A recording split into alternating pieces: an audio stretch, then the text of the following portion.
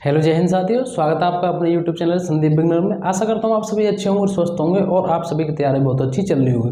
दोस्तों आज जो हम बात करने वाले हैं, आज हम बात करेंगे रेलवे में बहुत ज़्यादा वैकेंसी आने वाली है इसके ऊपर। हालांकि इसके ऊपर मैं कई दिन पहले से बताना चाह रहा था, लेकिन मुझे ड्यूटी के चलते हुए इतना इसके लिए टाइम मिल नहीं पाया, तो मैंने सोचा आज बता देता हूँ। ये बहुत बड़ी और बहुत अच्छी वैकेंसी आने वाली है। जैसा कि आप सबको पता ही होगा कि हमारे भारत के प्रधानमंत्री जी ने 10 लाख प्लस वैकेंसी निकालने की घोषणा की थी कुछ दिन पहले ही, और उसमें जो मोड मिशन है उसके तहत ये सारी वैकेंसी निकाली जा रही हैं। तो उसी में रेलवे के लिए 1,52,713 वैकेंसी निकलेंगी।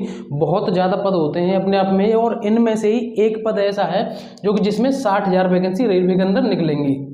वो है ALP और टेक्नीशियन यानी कि असिस्टेंट लोको पायलट, और ये है जो टैग लिखा हुआ है ये टेक्नीशियन की पोस्ट होती है, जैसे कि पिछली बार भी निकली थी। और रेलवे के कई सारे विभाग हैं ऐसे जो जिस पोस्ट पर उनकी वैकेंसी निकली हैं, लेकिन उसको मैं एक अलग वीडियो में एक एक करके मैं बताता हूँ, क्योंकि अगर इसी में सारी को बताने लगा तो बहुत सारा लंबा वीडियो हो जाएगा।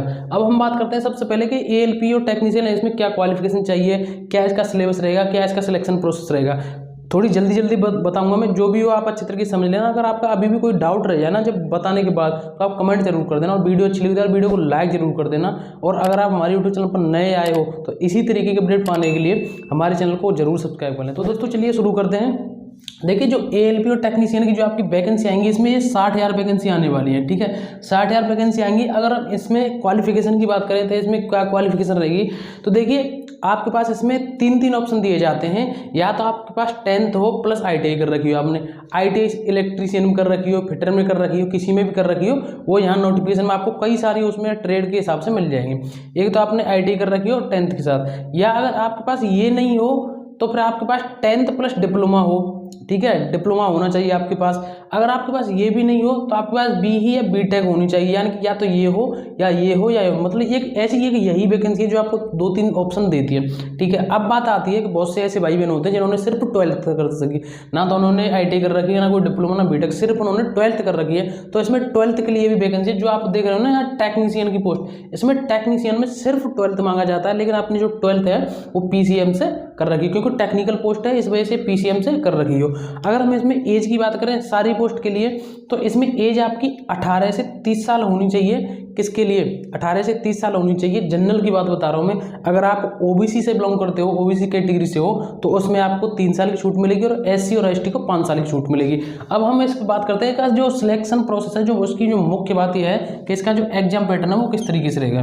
देखिए इसमें क्या होता है, आपका CBT 1 होगा, यानी कि आपका प्री होगा, और CBT 2 यानी कि आपका इसको प्री और मेंस में इसको डिवाइड कर सकते हो।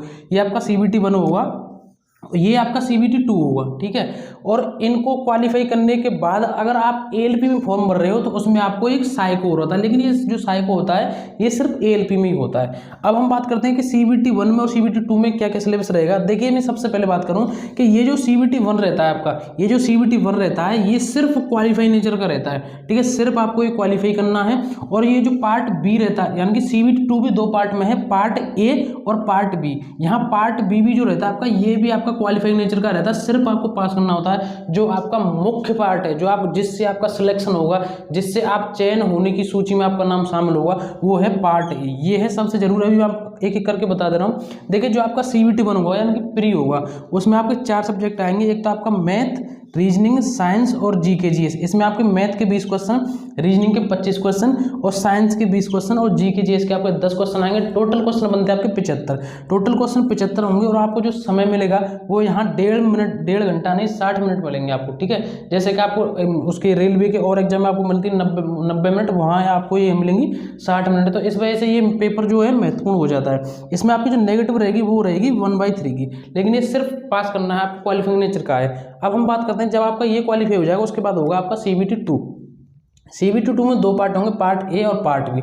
पार्ट A का जो सिलेबस है इसमें मैथ है 25 नंबर की, रीजनिंग 25 नंबर, और इसमें बेसिक साइंस और इंग्लिश, बेसिक साइंस और इंग्लिश। यहाँ मैं आपको साइंस की बात बता दूँ, इसमें साइंस में सबसे ज़्यादा फिजिक्स और केमिस्ट्री आते हैं, बायोलॉजी के क्वेश्चन आते हैं लेकिन बहुत कम, और इसमें न्यूमेरिकल आते हैं। ठीक है, तो इस वजह से ये सबसे ज़्यादा पार्ट महत्वपूर्ण है। करंट अफेयर आएगी इसमें 10 नंबर की, तो इस वजह से सबसे ज़्यादा महत्वपूर्ण पार्ट ये है, और उसमें भी सबसे ज़्यादा ये है, ये जो 40 नंबर का है। तो आपको टोटल 100 क्वेश्चन बनेंगे, और 90 मिनट का आपका समय होगा, ठीक है, 90 मिनट का आपका समय होगा और आपकी जो नेगेटिव रहेगी वो 1/3 की रहेगी। तो दोस्तों आप देख रहे हो कि ये जो पोस्ट बता रहा हूँ ना अभी, इतनी अच्छी जॉब है ये, जो आपकी रेलवे की और जॉब है जैसे कि ग्रुप डी, NTPC, उन सब से बहुत ज़्यादा इसमें सैलरी मिलती है। तो आप देख रहे हो आपके पास कितने मौके आ रहे हैं, अभी उसके ऊपर हम बात करेंगे पार्ट बी के ऊपर। आपके पास इतने मौके आ रहे हैं, आपको पता दिल्ली पुलिस की कांस्टेबल की वैकेंसी आने वाली, हेड कांस्टेबल का आपका पेपर निकल गया, यूपी पुलिस कांस्टेबल की वैकेंसी आएंगी, SSC GD की वैकेंसी आ चुकी हैं। तो आप देख रहे हो कितने सारे मौके मिल रहे हैं आपको। अगर आपके पास कोई बहाना बनाने का कोई मौका नहीं, सिर्फ और सिर्फ आपके पास अगर आपको कुछ करने का मौका है तो वो है आपको सिर्फ पढ़ाई करिए, विशेष ध्यान दीजिए। अगर आपने हो सकता है, मैं उम्मीद करता हूँ आपने SSC GD का भी फॉर्म भरा होगा। अगर हम उसके लिए आपके लिए बेस्ट बुक की बात करें, बहुत से बेस्ट बुक पूछते हैं, तो उसके लिए अगर आप SSC GD की तैयारी कर रहे हैं, बेस्ट बुक की अगर हम बात करें तो उसके लिए बेस्ट बुक है आपके लिए चक्षु प्रकाशन की, जिससे आप अपनी बेहतर तरीके से तैयारी कर सकते हैं। ये एक आपके लिए स्टडी गाइड बुक है। इसमें सभी टॉपिक बहुत ही अच्छी तरीके से सरलतम भाषा में कवर किए गए हैं और इसमें जो आपके प्रीवियस ईयर पेपर हुए हैं वो भी आपको अच्छी तरीके से बताए गए हैं जो प्रीवियस ईयर हुए हैं। और आप इसको ऑनलाइन और ऑफलाइन दोनों तरीके से खरीद सकते हैं। अगर आप इसको ऑनलाइन परचेज करना चाहते हैं तो इसकी लिंक आपको वीडियो के डिस्क्रिप्शन में दी गई है। साथ में ही इसके प्रैक्टिस सेट भी आते हैं जिससे आप अपनी तैयारी को और आगे बेहतर बना सकते हैं।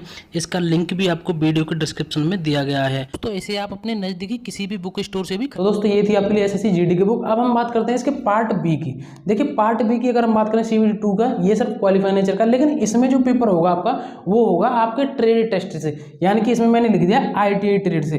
ITI मैंने यहाँ लिख दिया है, लेकिन आपने अगर फॉर्म भरा है ITI से तो वहाँ ITI ट्रेड का पेपर होगा। अगर आपने BTech भरा है, जिस सब्जेक्ट से BTech किया उसका पेपर होगा। आपने कुछ भी किया, कोई डिप्लोमा किया है तो उससे संबंधित आपका पेपर होगा, यानी कि जो आपने डिप्लोमा या ITI या कुछ भी कर रखा है उससे संबंधित आपका पेपर होगा। इसमें आपके 75 क्वेश्चन आएंगे। इसमें जो आपको समय मिलेगा वो 60 मिनट का मिलेगा और इसमें आपको सिर्फ और सिर्फ 35% अंक लाने हैं। कितने लाने हैं? सिर्फ और सिर्फ 35% अंक लाने हैं। अगर आप इसमें 35% अंक ले आते हैं, इसमें आपका अच्छा स्कोर हो गया तो आपका सिलेक्शन कंफर्म हो जाएगा। ये होगा आपका सिर्फ और सिर्फ ALP में, ठीक है। तो बाकी की पोस्ट के लिए ये नहीं है, ये सिर्फ ALP में ही होगा साई को। बाकी टेक्नीशियन की और जो भी जिस तरीके से ये जो ALP वाले, इनको भी इसी रास्ते से गुजरना पड़ेगा, इसी प्रोसेस से। तो दोस्तों ये सारी जानकारी थी। सबसे जो महत्वपूर्ण पार्ट है आपका ये है। और ये वैकेंसी का हम बात करें, सबसे जो जरूरी बात है आपकी, नोटिफिकेशन इसका कब आएगा। देखिए नोटिफिकेशन इसके आने की अगर हम बात करें तो ये बहुत ही जल्द, इसकी कोई फिक्स डेट मैं बता दूं तो बिल्कुल गलत होगा, साफ शब्दों में कह रहा हूँ। अगर कोई और भी बता रहा है कि उस डेट को आ जाएगा तो ये भी बिल्कुल गलत होगा। इसका नोटिफिकेशन है आपको बहुत ही ज़्यादा जल्दी मिलेगा। 1 से 2 महीने के अंदर 1 से 2 महीने के अंदर आपको इसका नोटिफिकेशन देखने को मिल जाएगा। सबसे ज़रूरी बात है कि हो सकता है इस बात को मैं उस टाइम पे भी बता देता जब नोटिफिकेशन आ जाए। आप में से कुछ कमेंट ऐसे करते होंगे कि अभी से क्यों बता रहे हो, बाद में बता दें। सबसे पहले बताने का कारण एक ही है कि आप और सिर्फ इस पर ध्यान दीजिए कि ये वैकेंसी आने वाली है, अच्छे तरीके से अपनी तैयारी करिए। बहुत से ऐसे भाई बहन रहते हैं जो बिल्कुल एकदम सोई अवस्था में हैं, अब भी पढ़ नहीं रहे हैं बिल्कुल भी, तो उनके लिए सबसे ज़रूरी बात है कि पढ़ाई चालू कर दीजिए। अभी भी रास्ते बहुत सारे आपके पास सफल होने के, ठीक है। और इसका जो रीज़न है ना कि ये वैकेंसी इतनी ज़्यादा क्यों आ रही है और इतनी जल्दी क्यों आ रही है। देखिए पहले क्या होता था, पहले होता था कि जो आपके ALP रहते थे ना, वो जितनी ड्यूटी में चल रहे हैं उससे मतलब, यानी कि जो एक्स्ट्रा ALP रखे जाते थे वो रखे जाते थे 25%, ठीक, कितने रखे जाते थे 25%। लेकिन अब जो गवर्नमेंट ने कर दिया है वो इसी वैकेंसी बढ़ाने के चक्कर में कर दिया, अब कर दिया 30%। कितना कर दिया है? 30% एक्स्ट्रा वैकेंसी, मतलब 30% एक्स्ट्रा जो ALP हैं वो वहाँ रिजर्व रखे जाएंगे। इस वजह से वैकेंसी बढ़ गई और बहुत ज़्यादा आ रही हैं। तो दोस्तों ये सारी जानकारी है आपके लिए।